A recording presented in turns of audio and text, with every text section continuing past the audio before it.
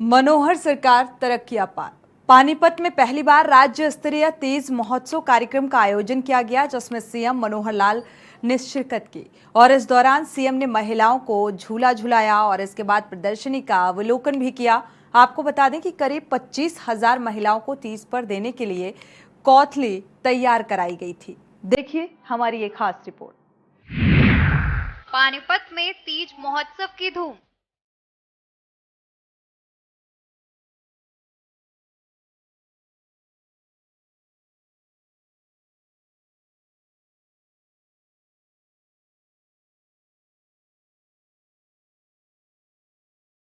तीज महोत्सव एक ऐसा अवसर है जो महिलाओं के लिए बहुत महत्व रखता है।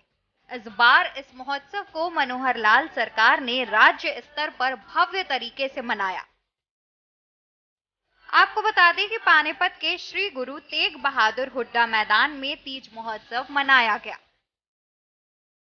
कार्यक्रम में मुख्यमंत्री मनोहर लाल ने मुख्य अतिथि के तौर पर शामिल हुए।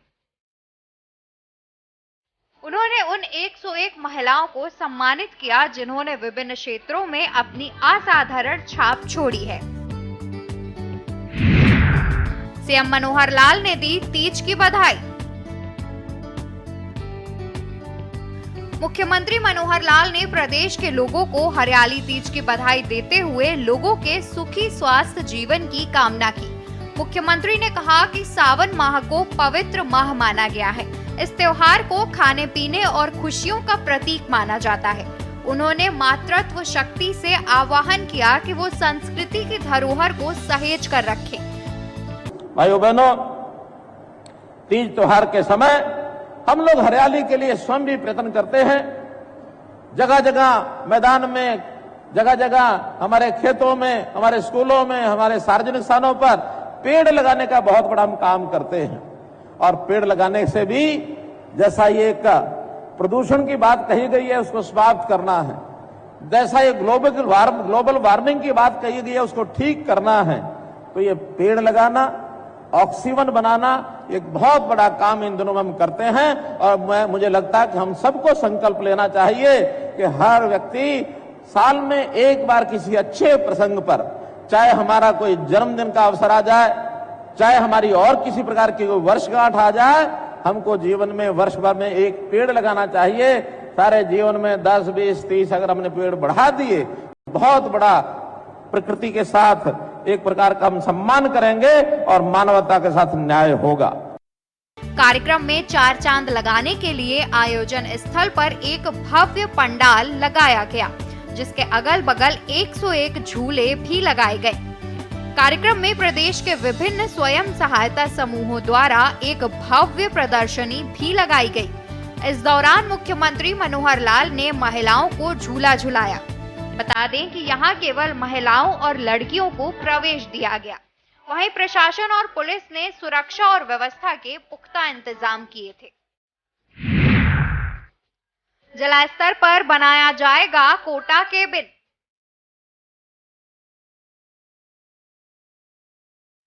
तीज महोत्सव में मुख्यमंत्री मनोहर लाल ने महिलाओं को लेकर 3 बड़ी घोषणा की। पहली घोषणा, जिला स्तर पर कोटा केबिन बनाया जाएगा।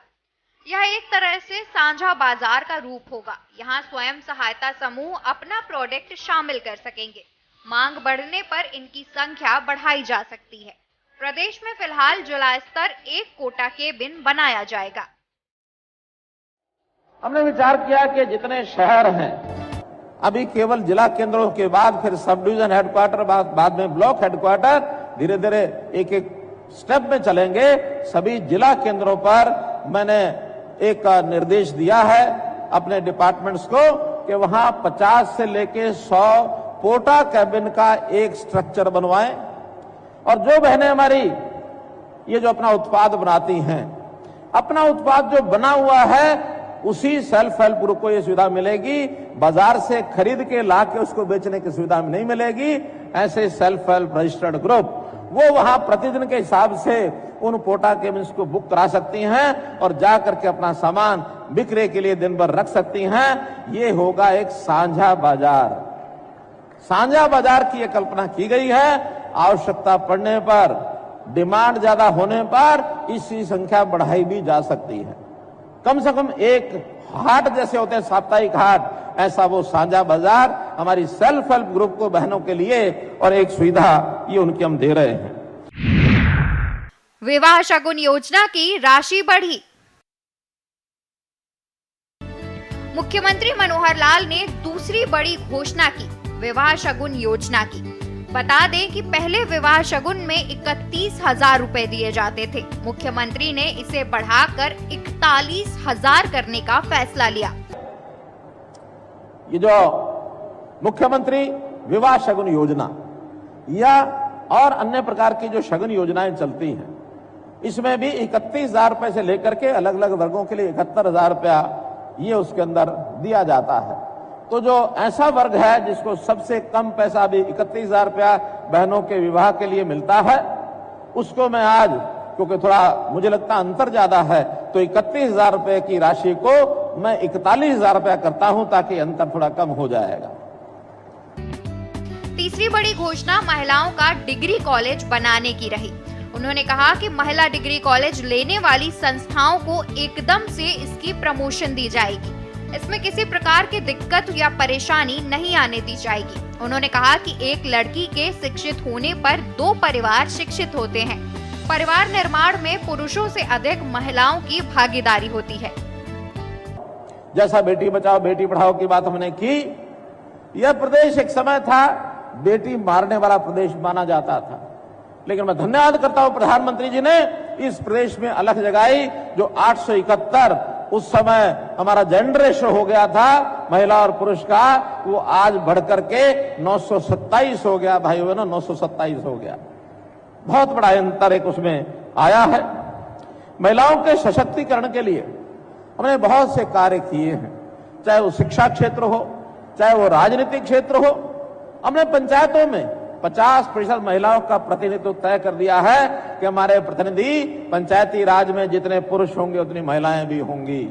और ये हरियाणा पहला प्रदेश है इस प्रकार की गारंटी देने वाला प्रदेश। शिक्षा में हमने महिला कॉलेज, जितने पिछले 5 साल में 7 साल में कॉलेज हमने खोले हैं, आधे कॉलेज केवल महिलाओं के लिए हैं, बाकी आधे कोएड एजुकेशन के हैं जहां महिला पुरुष दोनों पढ़ सकते हैं।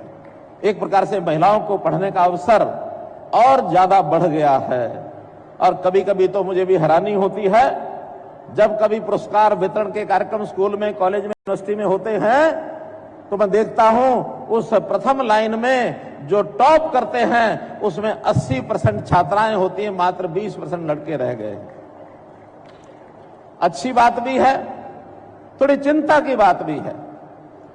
अब कभी छात्रों का, बेटों का सम्मेलन होगा तो मैं कहूंगा भैया मुकाबले में थोड़ा आगे बढ़ो। तीज कार्यक्रम में हरियाणा के प्रत्येक जिले से महिलाओं को बुलाया गया। बता दें कि उन जिलों की पहचान के लिए अलग अलग जिले को अलग अलग कलर कोड दिया गया, ताकि उस जिले से आने वाली महिलाएं उस कलर की चुनरी और उस कलर का रुमाल हाथ पर बांध कर आएं, जिससे उस जिले की पहचान हो सके। इसके साथ ही उत्सव के दौरान प्रदेश के कई स्वयं सहायता समूहों द्वारा शानदार प्रदर्शनी लगाई गई। इस प्रदर्शनी में प्रदेश के सभी विश्वविद्यालयों, महाविद्यालयों, DRTA के स्वयं सहायता समूह और हरियाणा राज्य आजीविका मिशन के अंतर्गत रजिस्टर्ड महिलाओं ने शिरकत की। अभिलेखागार और पुरातत्व विभाग हरियाणा द्वारा भी प्रदर्शनी में एक स्टॉल लगाया गया, जो हरियाणवी धरोहर पर आधारित था। तीज उत्सव को और अधिक रुचिकर बनाने के लिए खेल विभाग ने महिलाओं की विभिन्न प्रकार की प्रतियोगिताएं करवाई। बता दें कि विश्वविद्यालयों और महाविद्यालयों की टीमों ने सांस्कृतिक कार्यक्रमों की प्रस्तुति से हुनर का जलवा बिखेरा।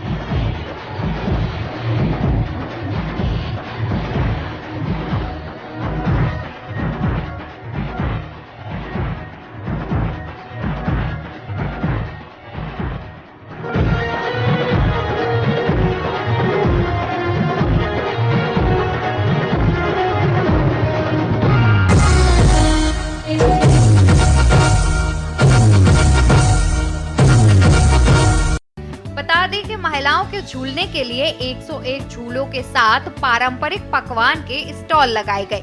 करीब 25,000 महिलाओं को तीज पर देने के लिए कैथली तैयार कराई गई।